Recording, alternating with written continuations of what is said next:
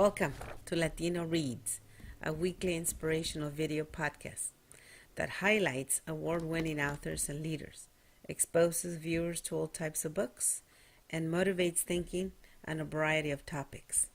Your host is Marie Elena Cortés. Disfrute. Enjoy. Josefina Lopez was born in San Luis Potosí, Mexico. When she was 5 years old, her family migrated to the United States and settled in Boyle Heights. Josefina started her writing career at age 17 and earned a degree in screenwriting from UCLA School of Film and Television. She is the founding artist director of Casa 0101, a theater in Boyle Heights.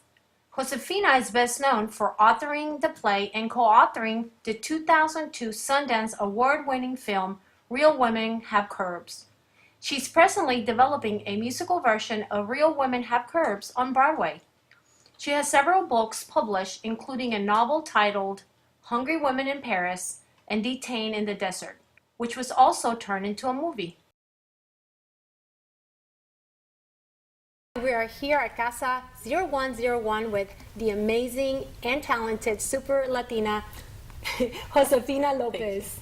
Gracias. Thank you for being here. I'm so excited that you're here at my theater. You're witnessing my dream. Yes, and it's such a cool place. When you walk in, you can feel the energy and then enthusiasm of all the people that are here. That's right. So that's right. It's really a home for artists and for everyone here in the community in Boyle Heights. Yes, some of the ladies were telling me when I was here walking in, they were like, yeah, and this is a great opportunity for Latinas to come and live their dreams of being writers and acting out on the play. So I just felt that good vibe from them, and it was so nice. So thank you for doing what you do. You are living a legacy, and you represent us very well as a Latina and as a writer. So thank you for everything you do. Now you are known for, of course, the Real Women Have Curves, but you've written over 80 plays and been all over the U.S. That's right. I've had over 100 productions of my plays. People know me for Real Women Have Curves, the movie, but it was a play first. Yeah. But I've written so many plays and screenplays, and I've also worked in television. I've created a lot of dramas that have not gotten on TV yet, but I've been prolific for almost 25 years now as a professional screenwriter. Yes, and so what happened, and what did you feel like the first time you got the call that said, okay, your writing is going to be turned into a movie or a Well, you know, in Hollywood, everything takes forever. So I had gotten the call when I was 21 years old. And then it wasn't until 11 years later that I finally got a call saying, HBO is making your movie. And I was like, you know. And it was so wonderful because it came exactly at the right time. It came at a time when I was trying to start my theater. And when I was trying to start it, no one knew me. And then when the movie won at Sundance and I got all this publicity, then I had so many students come to my writing classes, and then Casa 0101 started. Yeah. And you know, we need mentors like you, role models like you that are empowering our youth and our Latinos. There's not enough of that, so I applaud you. That's right. You need to see someone doing it in order for you to say, I can do that. You know, I know when I saw Luis Valdez, his very first play, I remember thinking, I can do that. And then I thought, wow, I could be a playwright. Like, it hadn't even occurred to me. And then, so yeah, we all need mentors. Yes, and you're part of the International Latino Book Awards. You've been awarded already with your book and your project. Hungry Woman in Paris, yeah. Yes, so yeah, tell us a little bit about that. Well, you know, I was opposed to the war, the Iraq War. And my husband and I left. We went to France because we really were disgusted by the fact that the U.S. was involved in a war that was wrong, and now we know it was wrong. And so I went to France, and I got to be an immigrant all over again in another country. And I actually went to cooking school, to Le Cordon Bleu in Paris, and I learned a lot about cuisine, but I also learned a lot about what it is to be an immigrant all over again. And I realized that as hard as it was to be an immigrant in the U.S., it's still worse in France. So then I was like, my husband and I decided to return to the U.S. a few years later. But the story really looks at a Latina journalist who has sort of lost her spark, and she decides to take a year off to go to Paris. She's supposed to get married, but she breaks off the engagement, and she uses the same plane tickets that she was going to use for her honeymoon to just escape from her family and to go take time off to live in Paris. And she decides to stay in Paris for a year by going to cooking school. You're allowed to stay in France if you're not a resident or a citizen, to stay in France for a year if you get a visa that lets you go to cooking school. So she goes to cooking school, and one of the things she does is she sort of nurtures herself.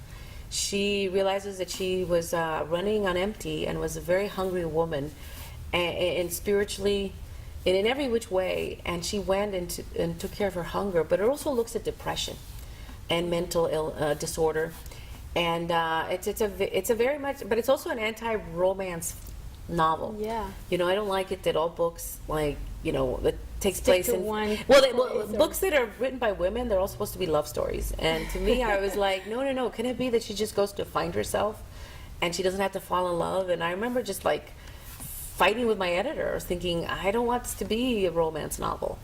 I want this to be a real story of a woman who's going through a spiritual, emotional, mental crisis, who finds herself.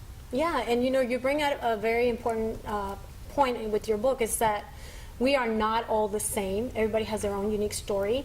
There's not anybody that can tell us, okay, you're going to be this way or that way, or if you go to another country, this is what's going to happen. Every situation is so different. Yeah. So it makes us think of the different scenarios. The other thing too that the book is that it's very erotic. And other people have told me, well, maybe you shouldn't write books that are so erotic because they would be more commercial.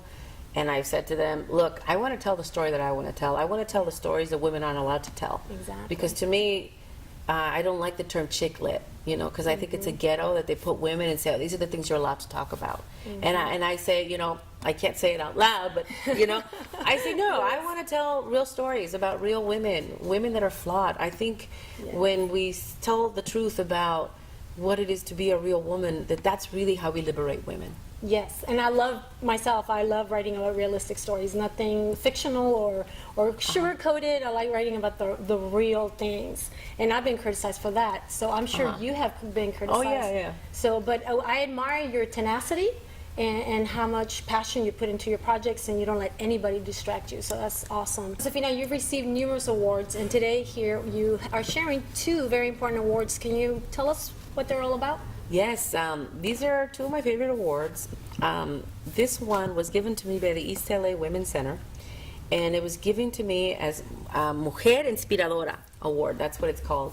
And I love it because it's a work of art by Yolanda Gonzalez, who's one of my favorite artists, and she created this especially for me, and so we get to display it here at Casa 0101. And actually, my favorite awards have always been like works of art. Like I have some beautiful paintings that are given to me, that were given to me by a different artist, and I think that's the greatest award to get. So this one is an award from the Imagen Foundation, and it's an award that's given out to filmmakers, production companies, studios, and even theaters who present work that empowers and inspires the Latino community. And so this was given to us for a production called 8 Ways to Say I Love My Life and Mean It, which is based on a book that I got to be a part of, where all these 8 Latinas got to share their wisdom and their life lessons, and the most valuable life lessons they have. And so we did it as a play, and this play got great reviews, and we got an Imagen Award.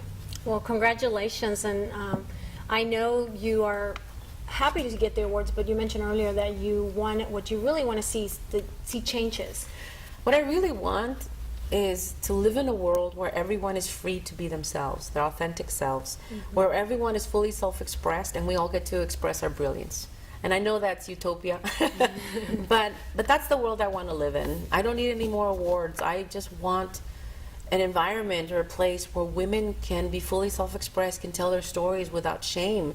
I feel like really what I'm trying to do as a writer is to dispel shame, the shame that we're told to have as women for not being men, the shame that we're told to have for being Latino because we're not Americans, or what people think is an American, and to really dispel shame and to make people realize that their stories matter, that our lives matter, and that we are powerful creators and we can create any reality we want.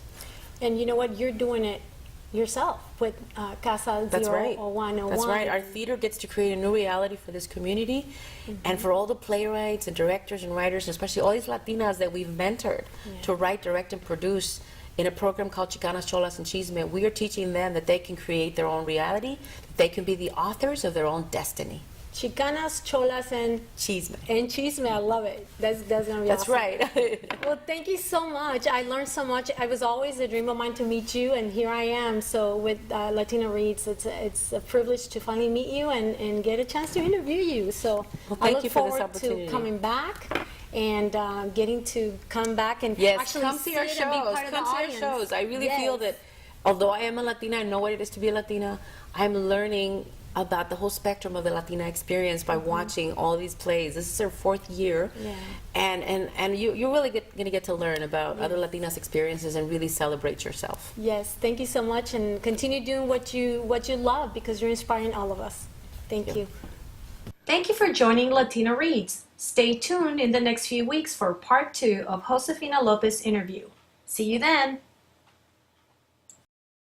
Sign up on iTunes to catch more inspiring, award-winning authors every week on Latino Reads. Latino 24/7 will have new shows for you shortly. If you enjoy them, be sure to follow and rate them. We appreciate your feedback. Thank you.